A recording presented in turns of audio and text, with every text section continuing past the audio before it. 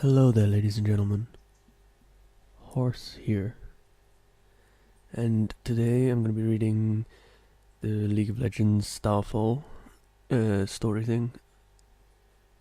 I'm going to start out with just the prologue, because this is a really long story. Like 9 parts, something like that. Anyway, here goes. Prologue. The dream. There's this dream I keep having. It starts pitch black, it's so dark, I'm not sure my eyes are even open. It's like being woken up when the power's gone out. All those familiar bits of light snuffed out, swallowed up. Just me and my empty night. I can't help myself. I reach out, hoping that it is just a blackout. That I can just push away the weight of being alone, like too many heavy blankets. But the darkness doesn't move. I tread midnight like water in a well. All the while, the cold drip of loneliness slips down my back. Then I realize that there's no surface to break. My chest tightens, my panic rises, and it's hard to breathe. I'm in way over my head. Then someone, or some things, pulled the plug at the bottom of the darkness, and I'm sinking further into the inky black. My mouth opens to yell, to scream, but only silence comes out.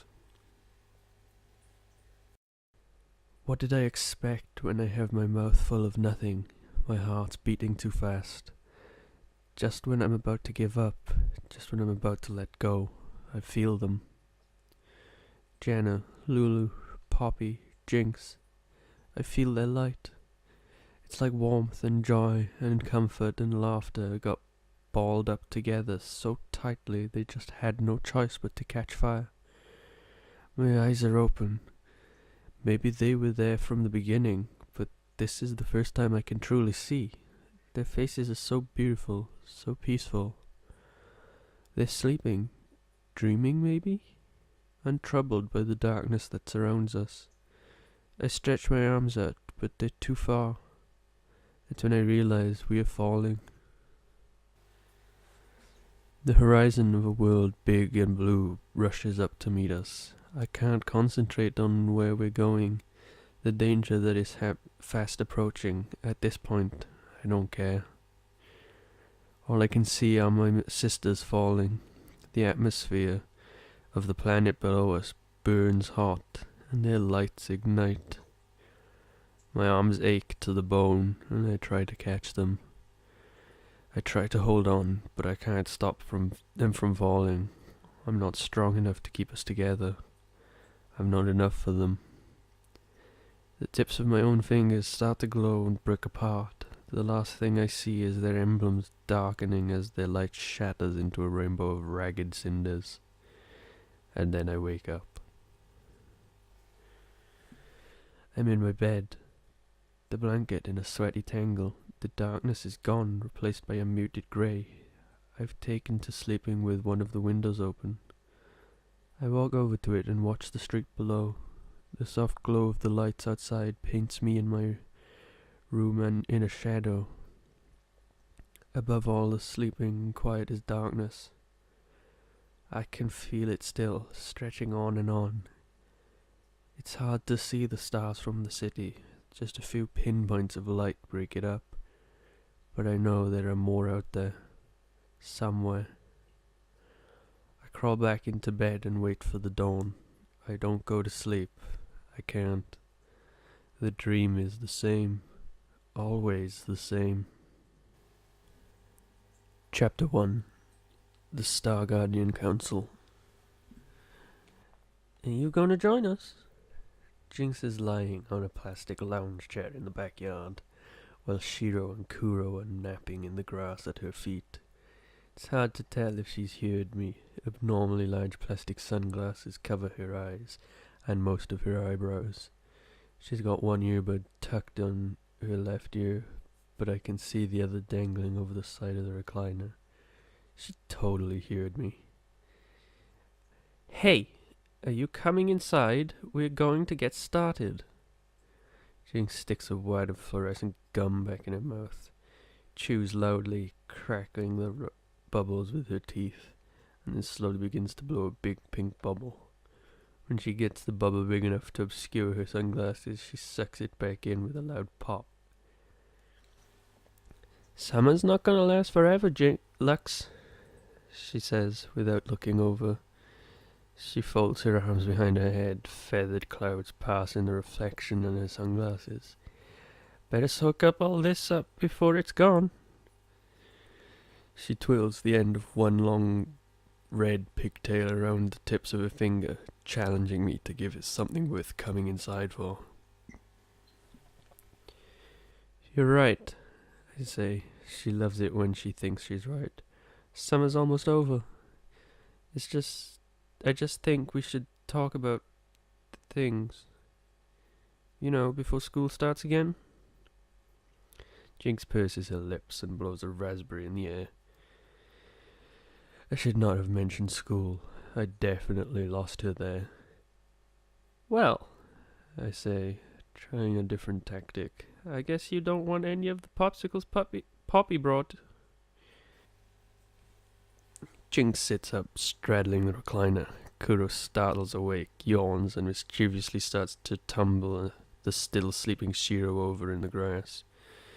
Jinx pushes the enormous sunglasses up to sit on her forehead, making it look like giant plastic stars are shooting out of her pigtails.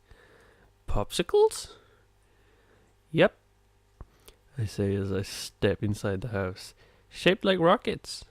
I shut the sliding glass door behind me and walk towards the kitchen. 5 seconds later, I hear the door slide open and shut. Thank the stars. As temperamental as Jinx is, she can be awfully predictable about desserts and ammunition. My peace is momentary. As I walk into the kitchen, Poppy is standing on a chair in front of the stove, turning pancakes on the griddle. Her determination and focus evident from the bend in her elbow and the iron grip she has on a big metal spatula. There's a trail of batter and sticky syrup linking her to the refrigerator and counter. Poppy, what's going on? I was gone for like 5 minutes," I say as Jink elbows past me, making a beeline for the freezer. "Lulu said she was hungry," Poppy says over her shoulder. She shrugs and turns her concentration back to flipping the thin batter in front of her. "I made pancakes." Lulu is sitting in the kitchen table, intently drawing with one hand and stabbing a bite full of pancake with the other, and concerned with the food drama surrounding her. Pix is gnawing on an uncapped green marker. Lulu scratches her familiar's head without looking up from her own work. "Sounds good, shortstop." Jinx claps Poppy on the back and then slides into one of her chairs, all while slurping one of the rocket-shaped popsicles. "Make me one shaped like a star? No, wait. One shaped like a missile. Ooh, I know. How about a star missile? I need rainbow sprinkles." "Oh, look who finally decided to join us," Poppy mutters into the griddle. Chaos. Utter chaos. There's pancake batter on the ceiling. How are we supposed to save the universe if we can't get it together ourselves? Jana is quietly washing the pile of dishes that Poppy's been creating. She's staring out the window in front of the sink. Zephyr is sitting on the counter next to her, attempting to lick the syrup from its paws. "So," I start to pace in the little bit of open space in the kitchen, "I think we should talk about next year. School's about to start and... Hey, what you drawing, Lulu? Loopy?" Jinx leans over Lulu's shoulder, stealing a bite of her pancake with a spare fork. She doesn't want to think about the future so badly. She'll even feign interest in Lulu to get out of it. I try to keep my deep sigh inaudible. I start again. "As I was saying, It's the starfall," Lulu interrupts, completely unconcerned that words were coming out of my mouth. "The new stars are coming." Without looking up, she pushes a her flyer across the table towards Jinx. A glob of whipped cream and sprinkle drips off Jinx's pancake piece onto the paper as Jinx gives it one look over. She smirks and leaves it on the table. I can see the flyer has more than 10 words and only one picture. So of course Jinx has totally lost interest in it. I stop my pacing behind Lulu, taking a good look at what our little artist has been drawing for the first time. It's a field with some trees around the edge. The 5 of us are standing in the field looking up at the night sky. Jenna being the tall purple one, Poppy has the hammer, and Jinx's long red pigtails are easy to pick out. I guess I'm the round pink one. Does my hair really stick out from the sides of my head like that? This is you? I ask, pointing to the green-haired one in the meadow of green and black fireflies. Lulu nods, biting her lips in concentration as she shades in the dark blue of the sky. Among the penciled-in stars, there are more colors. What about these? Jinx asks, pointing to the colored bits. New stars, of course, she says, rolling her eyes at Jinx. Lulu looks up at me. Can we go? There are no more new stars here, Poppy says as she turns another pancake. There's a loud clatter from the sink as Jenna fumbles a plate. Sorry, she stammers as she catches it. I walk over and stand next to her. Through the kitchen window I can see the wispy clouds are gone. It's just a big, empty summer sky. In the sink, Jenna slides the sponge around the plate's outer rim in a slow, wet orbit. Nice save, I say, offering Jenna a towel off the counter. The slippery ones are the hardest to hold on to. Jenna looks over at me and then down at the plate she's washing, her cheeks color pink, betraying her normally cool demeanor. Something's up.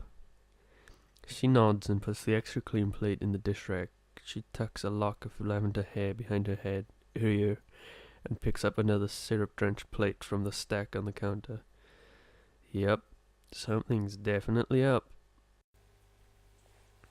Jinx, oblivious as usual, continues to drown her pile of pancakes in syrup, alternating layers with whipped cream and sprinkles. You know how much I hate to agree with the other blue-haired doorstop, Jinx says as she scrims, a full fork in her mouth. But Loops, it's just us against all the big bad this part of the galaxy has to offer. Lulu puts down her pen and picks up the flyer, handing it to me. I take it and wipe off Jinx's melting clump of whipped cream and sprinkles with a kitchen towel, smearing a wet rainbow trail across the top of the paper. Camp tag on summer starfall. Watch the summer meteor shower. Get out of the city and get to know some new stars. Games and amusement. Last chance for summer fun. I read aloud. It's hosted by the astronomy class at the university and open to all the local high school students. I look up. No one's listening. Lula's back to drawing. Poppy and Jinx are stacking more and more pancakes on their plates, determined to see who can eat the most. I can see Jenna's face in the reflection of the window. She's lost in the sky again. The paper crunches in my hand. I ease my grip, embarrassed by how tightly I'm holding it. The deadline to register for camp is today. Last chance, I breathe the words to myself. I looked at the girls. Everyone is going in different directions. They're not going to be happy about this, but I'm the captain, and this will be good for them. It will be good for us, I whisper out loud, talking myself into the decision. Pack your bags, ladies, I say loudly, pasting a bright, shiny smile on my face. The bubbly confidence is as much as I show for as it is for me. Each of them looks up, unsure of what is about to happen. I pull my phone out of my pocket and start dialing the number on the flyer. We're going to welcome some new stars. And yeah, that's it for today. I'll start at chapter 2, Camp Diagon, tomorrow. No, not tomorrow, next time. My nose is starting to play up again, so I've got to stop for now. I'm sorry. So yeah, that's it from me. And good night. Sleep well.